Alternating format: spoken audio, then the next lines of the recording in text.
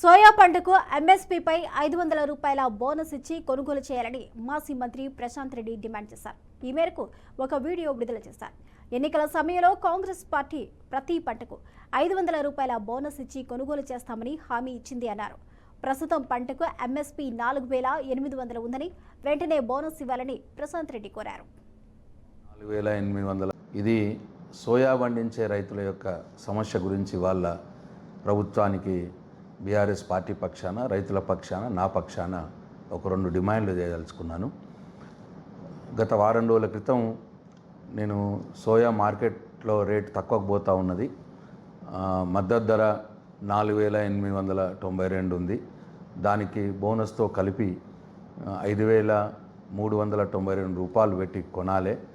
మార్కెట్లో 4300 పోతూ ఉంది. 1100 రైతు క్వింటాల్కి నష్టపోతూ ఉన్నాడు అని డిమాండ్ చేయడం జరిగింది.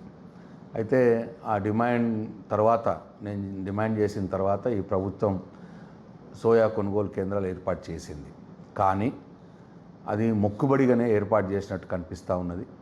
ఎందుకంటే ప్రతి ఎకరానికి ఈరోజు ఈ రాష్ట్రంలో మంచి వాతావరణం అనుకూలంగా ఉండే సోయా పంటకు, కాబట్టి 10 నుంచి 12 క్వింటాలు ఒక ఎకరానికి పంట దిగుబడి వచ్చింది. కానీ ఇవాళ ఈ ప్రభుత్వం ఏదో మొక్కుబడిగా కొనుగోలు కేంద్రాలు ఏర్పాటు చేసి ఎకరానికి కేవలం 6 క్వింటాళ్ళు మాత్రమే కొంటామని చెప్తా ఉన్నారు. 6 క్వింటాళ్ళు మాత్రమే తీసుకుంటున్నారు. మరి 10 నుంచి 12 క్వింటాళ్ళు ఎకరానికి పండించిన రైతు మరి మిగతా 4 క్వింటాళ్ళు 5 క్వింటాళ్ళు మార్కెట్లో 1100 రూపాయలు తక్కువ అమ్ముకోవాల్సిన పరిస్థితి వస్తూ ఉన్నది.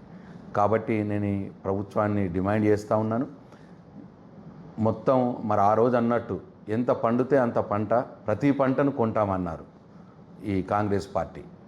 మరి ఇవాళ సోయాని కూడా రైతుకు ఎంత దిగుబడి వస్తే అంత మొత్తం పంటను కొనాలి. ప్రతి చివరి గింజ మట్టుకు కూడా కొనాలి. ఎకరానికి సీలింగ్లు ఏం పెట్టద్దు.